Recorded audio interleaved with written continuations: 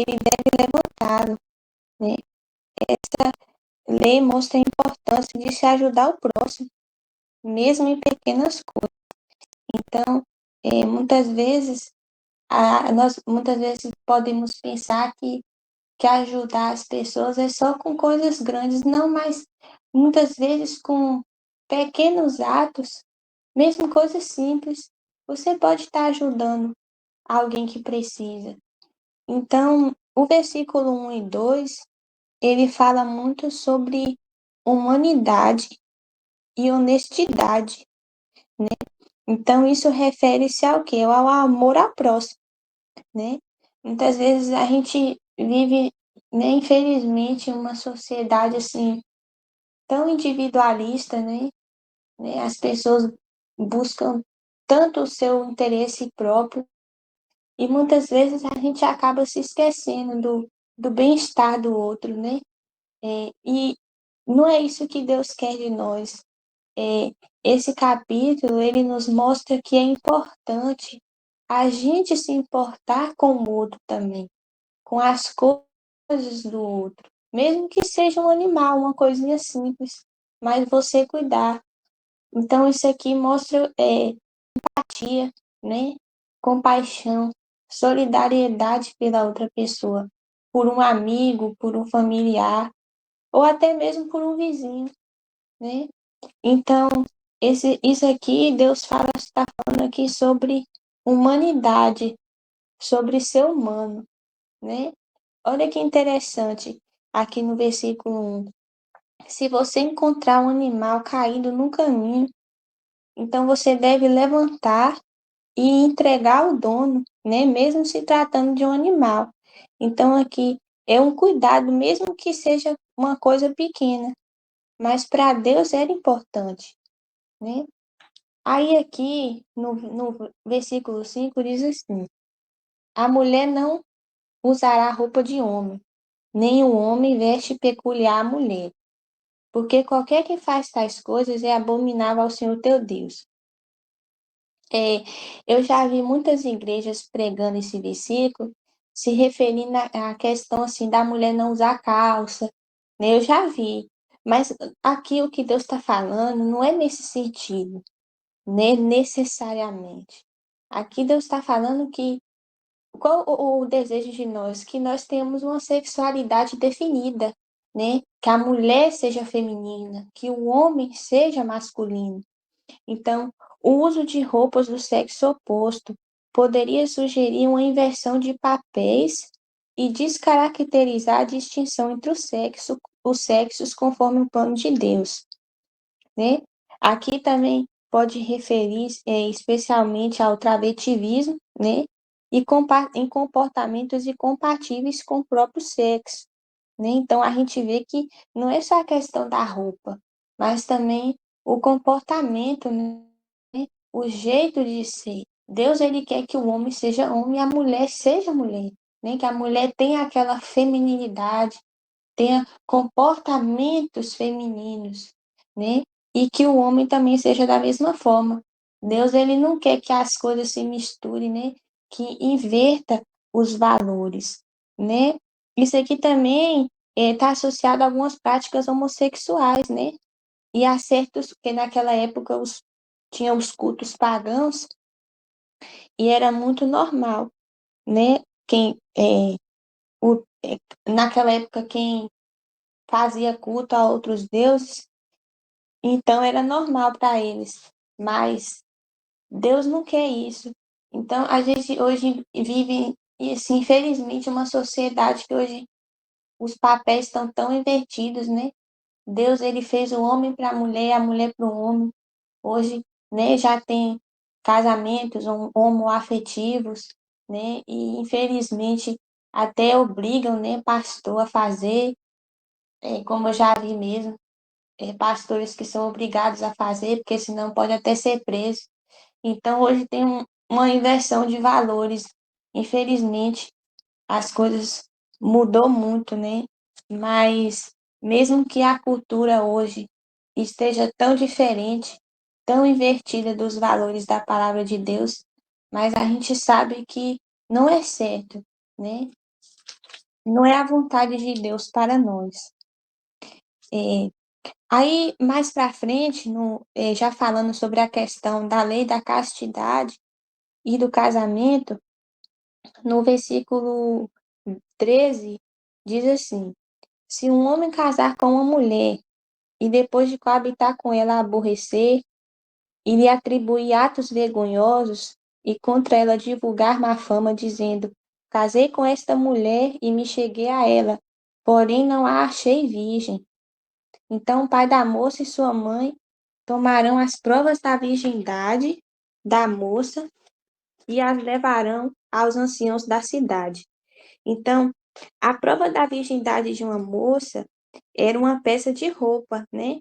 Ou um lençol manchado de sangue na noite de núpcias, né? Indicando sua primeira relação sexual, né? Então, sabendo que a vida da moça dependia da comprovação de sua virgindade, né? Então, os pais, eles deveriam guardar essa prova. Naquela época, era muito comum uma moça ela ficar noiva, né? Logo depois de menstruar, né? No caso, a comprovação do ciclo menstrual confirmaria que ela não estava grávida ao se casar. Então, era uma prova de que ela era virgem, né? Que ela se casou virgem, né? E ela não teria sido infiel ao noivo. Então, essa lei protegia uma noiva inocente, né? De um marido, talvez, que não fosse fiel a ela, né? E poderia inventar essa calúnia com pretexto de se livrar da moça, né? Então, essa lei protegia a moça antes dela casar, né? Comprovando que ela era virgem. Até porque a vida dela dependia disso também, né? A prova da virgindade dela. Aí aqui no versículo 19 diz assim: e o condenarão a 100 ciclos de prata e o darão ao pai da moça, porquanto divulgou má fama sobre uma virgem de Israel. Ela ficará sendo sua mulher, e ele não poderá mandá-la embora durante a sua vida. Então, devido à falsa acusação, né, se ele acusasse a moça, inventasse uma calúnia contra ela, ele deveria pagar 100 ciclos de prata ao pai, né, e ainda se casar com a moça. E ele não tinha permissão de se divorciar dela. Então, essa lei, aquela é interessante, porque ela protegia a moça da humilhação do divórcio e tinha seu sustento garantido pelo resto da vida, né? Porque além dele se casar com ela, ele era obrigado a se casar, não se divorciar e ainda pagar o pai da moça ainda, né? Isso servia para proteger a moça da humilhação, né? Que ela passou e ainda garantiu o sustento dela ainda. Aí aqui no versículo 21, diz assim: então a levarão à porta da casa de seu pai, e os homens de sua cidade a apedrejarão até que morra, pois fez loucura em Israel, prostituindo-se na casa de seu pai. Assim eliminarás o mal do meio de ti. Mas aqui é caso a moça ela seja culpada, né? Caso ela fosse declarada culpada, a jovem esposa ela deveria ser apedrejada em frente à casa de seu pai, né? Então, essa pena de morte aqui, ela servia para mostrar, né, as consequências de relações sexuais ilícitas, né? E também mostrava a responsabilidade parcial do pai na conduta de sua filha. Ou seja, então, ela era apedrejada na porta da casa do pai, né? Isso não indicava necessariamente que o pecado tinha sido cometido naquele local, mas sim que a moça estava sob os cuidados paternos quando pecou.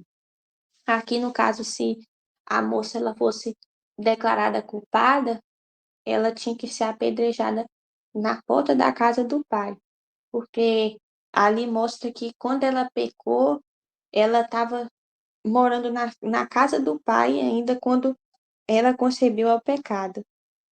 Então, essa lei, a questão do apedrejamento, servia para mostrar as consequências de ter relações sexuais antes do casamento.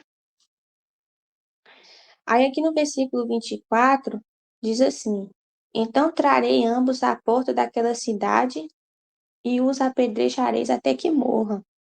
A moça porque não gritou na cidade e o homem porque humilhou a mulher do seu próximo.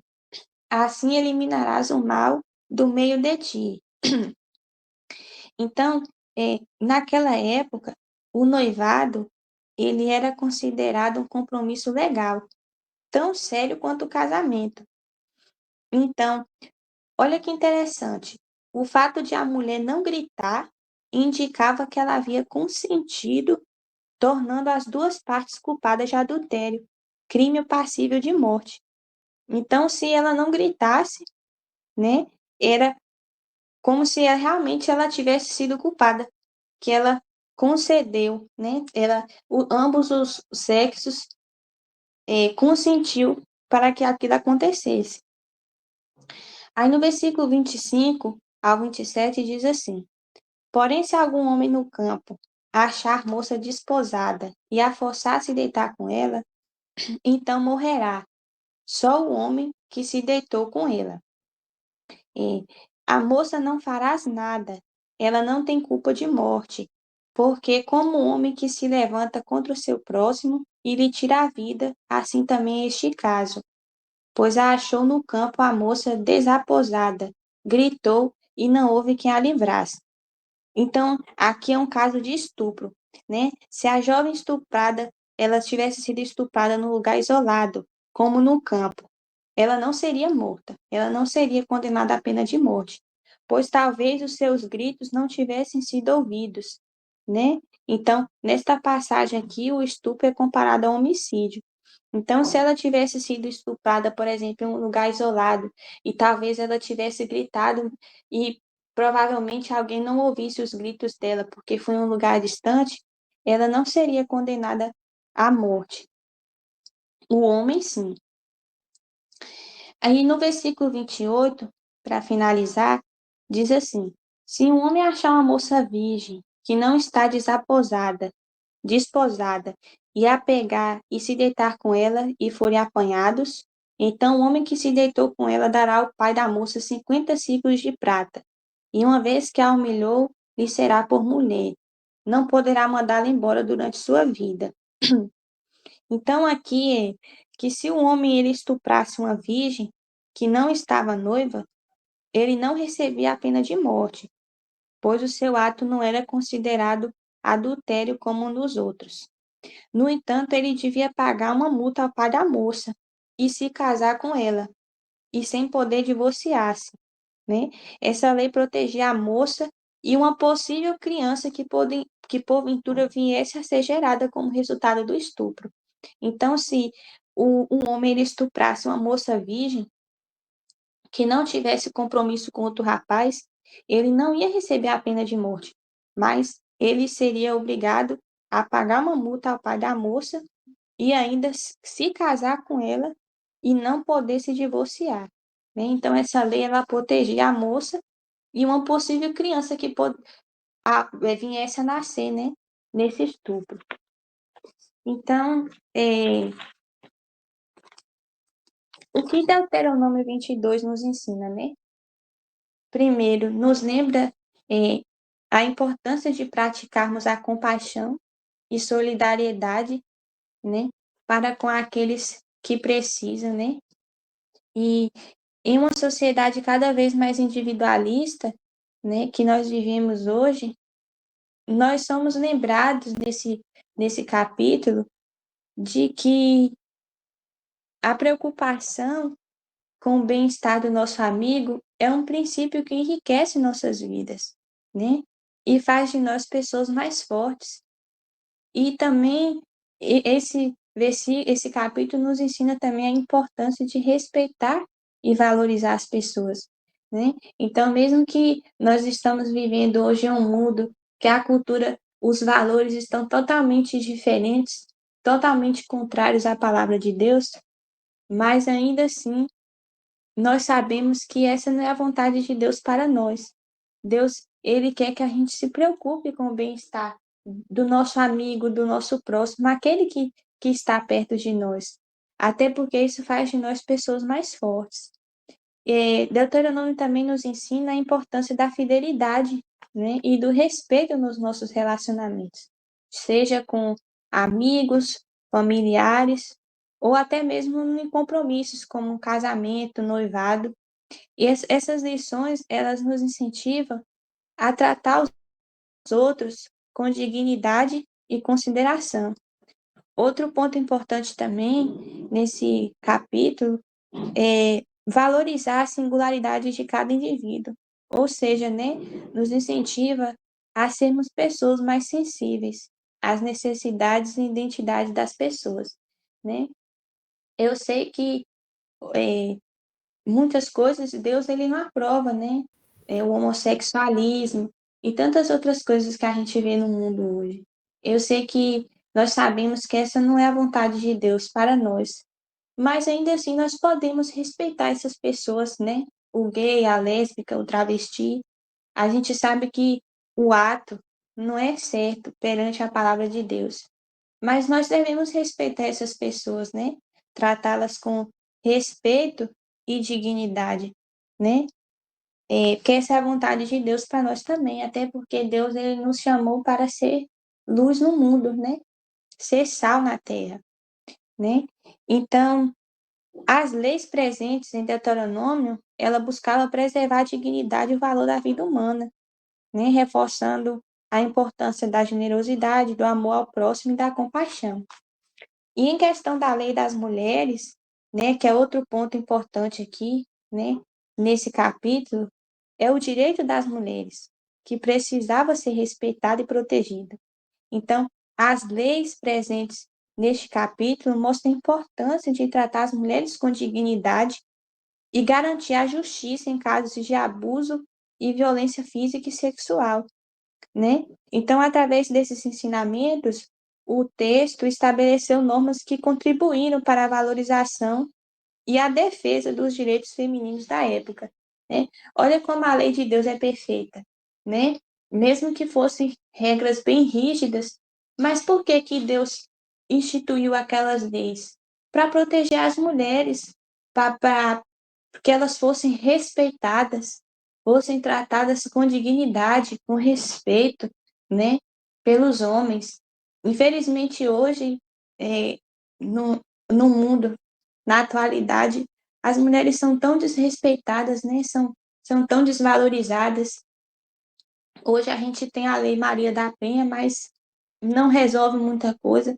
Quantas mulheres são mortas todos os dias, né? Seja por um namorado, pelo marido. Quantas mulheres, né? A gente vê no jornal casos de mulheres que sofrem abuso, violência física, violência sexual, né? Infelizmente, né? Hoje a gente vê como a mulher ela é desrespeitada ainda e desvalorizada na cultura que nós vivemos hoje, né? A cultura do mundo, né? Que é totalmente contrária à vontade de Deus. Mas naquela época, aquelas leis, aquelas normas que Deus instituiu, era para que o direito da moça, a moça virgem, não só a virgem, a mulher casada também, que ela tivesse o direito dela garantido e que ela fosse respeitada e protegida e tratada com dignidade. Então, olha como Deus ele é perfeito em tudo, né? Deus ele sabe de todas as coisas. Então, essa é a palavra que eu trouxe hoje. Se alguma das irmãs quiser falar algo, pode falar, irmã. Se alguma das irmãs tiver algo para dizer, algo para acrescentar.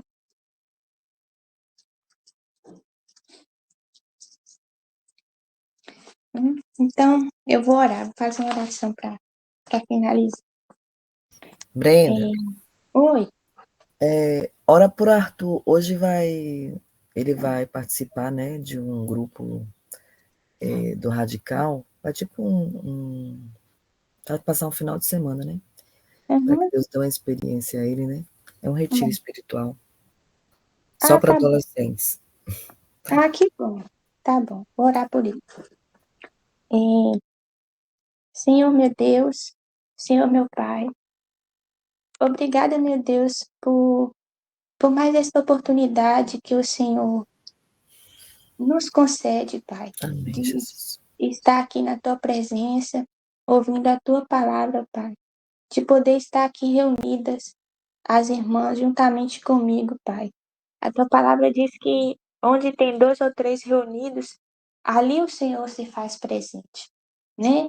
Então, que possamos, Senhor, todos os dias da semana, estar aqui reunidas, juntamente, para ouvir a tua palavra e prestar um culto a ti. Senhor, eu quero apresentar a vida do jovem Arthur nesta manhã. Ele vai estar ali reunido com aquele grupo de jovens, Pai. Senhor, que o Senhor esteja presente naquele meio, que o Senhor esteja presente na vida de Arthur. Ele ainda é muito jovem, tem muita coisa boa para viver na sua vida ainda. E que ele possa estar todos os dias da vida dele na tua presença, Pai. Que o Senhor faça dele um jovem de Deus, um jovem que seja usado por Deus.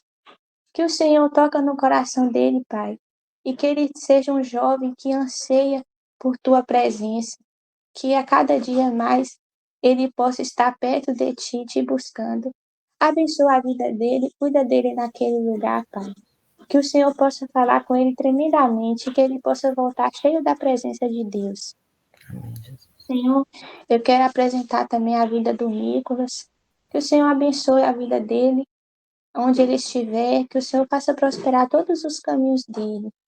Eu também quero apresentar a vida da irmã Maiara, da irmã Valdíria, da irmã Helena, da irmã Cleide, das 2 irmãs Cleide, né? A vida da Flavinha. Que o Senhor possa abençoar a vida de cada uma, Pai. A família, a parentela, o lar, os filhos.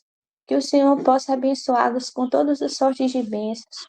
Que todos os planos, sonhos e projetos, Senhor, das irmãs, eu não sei quais são, mas tu sabes. Que o Senhor possa abençoar, Pai, e realizar conforme a tua vontade e o teu querer. Senhor, nos dê um final de semana abençoado na tua presença, cheio de paz, cheio de prosperidade, Pai. E que a paz do Senhor Jesus reine e habite no coração de cada uma de nós, cada dia mais, para que possamos, Senhor, vencer as adversidades da vida. Senhor, que a semana que vem, a semana que irá se iniciar, que seja uma semana abençoada na tua presença, Senhor. Uma semana cheia de paz. Senhor, eu te agradeço por mais um dia de vida, pela saúde, né? Pelo sustento, pelo trabalho, pelo lar, pelo cuidado do Senhor nas nossas vidas, por o Senhor se manter fiel a nós, pela tua infinita bondade e misericórdia. Eu te agradeço, Pai, em nome de Jesus. Amém. Amém, glória a Deus. Bom dia, irmãs. Deus abençoe. Amém. Bom final de semana. Bom Deus final de abençoe. semana. Vocês. Amém. Bom final de semana a todos.